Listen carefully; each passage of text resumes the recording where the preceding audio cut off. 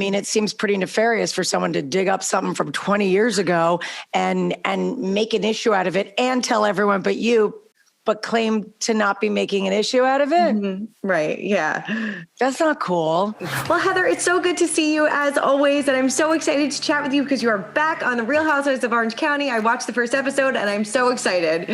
That is so good. You know, I haven't watched it yet. It's good. It's real good. I don't know if I'm saving it because I want to savor it or I'm saving it because I'm terrified. I haven't decided. Well, you have, at least judging by the first episode, you have nothing to be terrified about. Okay, good. Very good. So, I mean, I'm sure you got this question so much, but why was now the perfect time to come back? And was there a lot of convincing? It's actually the best question because why would you? But truthfully, I think a lot of it stems from my daughter, Max. I think that when she came out as bisexual a few years ago and the flood of, support and comments and all of that in the conversations we've been having, on my podcast and just in our family over the last few years has really been, how can we reach more families? How can we, show our version of a normal functioning family and maybe help some more people? And so when they came back to me to ask if I'd come back to the show, I laughed. And then, I thought about it and we talked about it as a family. And honestly, it seemed like an interesting opportunity to do just that. Yeah. Was Terry excited to get back onto Housewives? No, not at all. I'm sure he's still not. I think, when I first talked to Andy Cohen about coming back, I said, when I first made the decision, I should say, I said, I'm excited. And he goes, yeah, it's exciting. He goes, and it'll be annoying. And he gave like 7 other adjectives, which I thought were so funny. And it's true. And it's all of that. And it's not an easy show to do. It's very difficult. I'm much happier when someone hands me a script and, turns on the lights and does the hair and makeup and you're not accountable for everything that comes out of your mouth. Were you happy with, now that the filming is done, are you happy with the decision that you made? I would say this. I think there was so much good in the season. First of all, it's a fantastic season. Yeah. I mean, it really is. It delivers. It has all of the drama, amazing personal stories. It's a very transitional season, I would say, which is what everyone was looking for and definitely brings back that inspirational, aspirational lifestyle that I think people were wanting.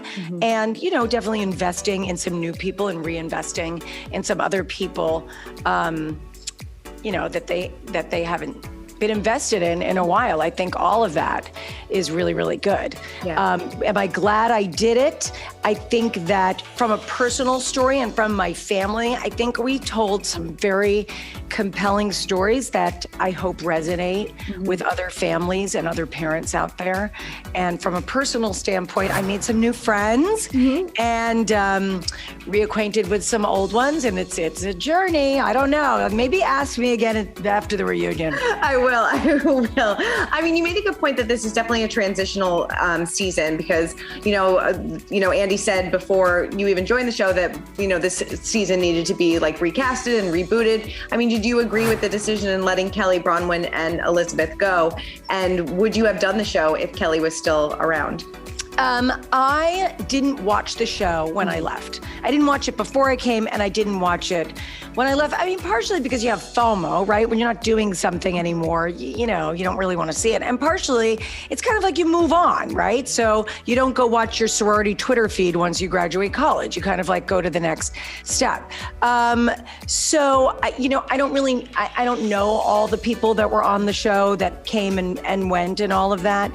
So I can't really respond to the casting of it, but clearly a change needed to be made. And I think they did a really great job. And as far as who I would or would not be on the show with, look, the timing of things is always very interesting. If you had asked me 2 years ago if I'd come back to the show, it probably would have been a different answer. So let's just say that the universe said it was time. Yes, it was time. And you did say, obviously, you know, this is going to focus a lot about your family this season too. Yeah. And I know that Max just released a book as well. So congratulations. It's so exciting. Thank you. That's very awesome. Exciting. Very exciting. I mean, you know, obviously she's giving advice to parents and how to, you know, have these tough conversations with their kids. I mean, what do you wish that you knew when you and Max had the conversation that she was coming out as bisexual? Oh, well, that one for me was very easy. I mean, we've always been very close and had a very communicative relationship. So it wasn't shocking to me. It wasn't, nothing. It was just totally normal and amazing. Mm-hmm. I think the other things that she writes in her book, there's definitely some mom fails in there. There's some wins too, but I wish I had her book 5 years ago. That would have been a lot easier. But parenting is definitely a process. I'm always very honest with my kids when I don't know something. I say, like, look, this is the first time I've ever had a 16-year-old or a 17 or whatever it is. I'm figuring this out too. And if I don't know the answer to something, I'm very clear with them about that. And we try to find out the answers together. I think what's so amazing about what Max did with her book is she really took a very dark time in her life where she was suffering with crippling anxiety and all of these things and turned it around and tried to help people. And I love that about her. Mm-hmm. Yeah, I'm excited to see, how she opens up this season too, because I'm sure that this is definitely going to be something that you guys talk about. Oh, 100%. I mean, you're going to see her working on her book and we do a big party for the release of it. And yeah, she talks about everything, her sexuality and social pressures and social media and the pressures of applying to college. I mean, my gosh, the things that these kids face these days is like, we just didn't have any of that. No. And when Max started her podcast, I'll give it to you straightish, I loved it because obviously following in the footsteps of mom a little bit. But what was so fascinating about it was we thought kids would be mostly listening to it, and it turns out it was adults. And then we were talking, and I said, what's so crazy is for the last couple of years on my show, when I interview people about what's going on with teenagers, about all of these subjects, the sexuality and anxiety and school pressures and all this, it's adults talking, and we're not really hearing from the teens. And she's really made herself that voice. I love that. That's so great. So the first episode obviously kicks off with a lot of drama. We see, Shannon talks about this whole lawsuit going on with Nicole. Were you surprised that she didn't just come to you and talk to you about it, knowing that you guys have had a history and a friendship and things like that? Yeah, 100%. I mean, it seems pretty nefarious for someone to dig up something from 20 years ago and make an issue out of it and tell everyone but claim to not be making an issue out of it. Right. Yeah. That's not cool. It's not cool. And, you saw from the first episode and you'll see in the second one, it gets not better. Right. Does this kind of set the tone for the season? And does this kind of break down your friendship with Shannon at all? I think Shannon and I both came into this situation with the best of intentions, honestly, and it just goes off the rails. Does it really? Oh, yeah. No. Oh, no. So did you really block her on that phone call or did you put her to voicemail? Oh, that's in the preview? I don't even know how to block. I mean, honestly, I just don't. My daughter just showed me this morning how, because I sit here and I put on my glasses and I type in the Zoom numbers and all the upper and lower case for the passwords. And she's like, Mom, you just click on the calendar. And I went, oh, that's so much easier. I've been doing this for 2.5 years. Totally, right? You learn something new about Zoom every day. I don't know how to block. I don't know how to do anything. Right. Did you feel like when you first met Gina and Emily that they were not to be trusted? Because, and we see in the teaser that Shannon says that to them. My gosh, no, I met them. Have you learned how I met them already? You have, yes? Yes. Mm-hmm. So I met them by accident. I mean, can you imagine? This is why life is so weird. I have never run into Gina or Emily ever in Orange County. And the night before I'm supposed to meet Gina, I run into Gina and Emily with Shannon at Javier's. Right. I mean, how It was just so bizarre. And they were perfectly nice. And I'll tell you something. I met them, said hello, went to the restroom, came back, and they were gone because, to their credit, they wanted to meet me authentically on camera, which is what we're supposed to do so that the audience doesn't miss any of it. Yeah. So to me, that's someone who's definitely meant to be trusted. Right. Were you surprised that you and Gina kind of formed a close friendship, at least based on what we kind of see so far?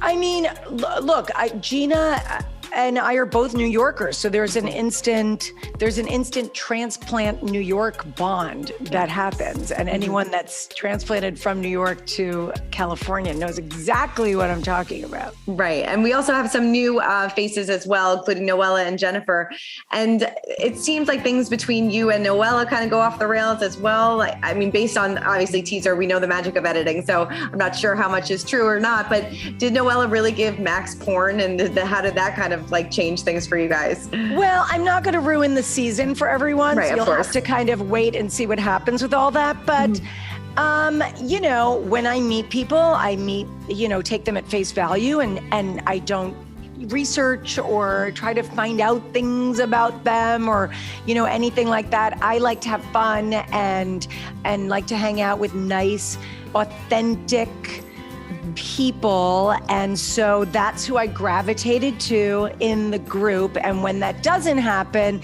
I tend to gravitate away. Yeah. Was this the most fun that you've had, during a season?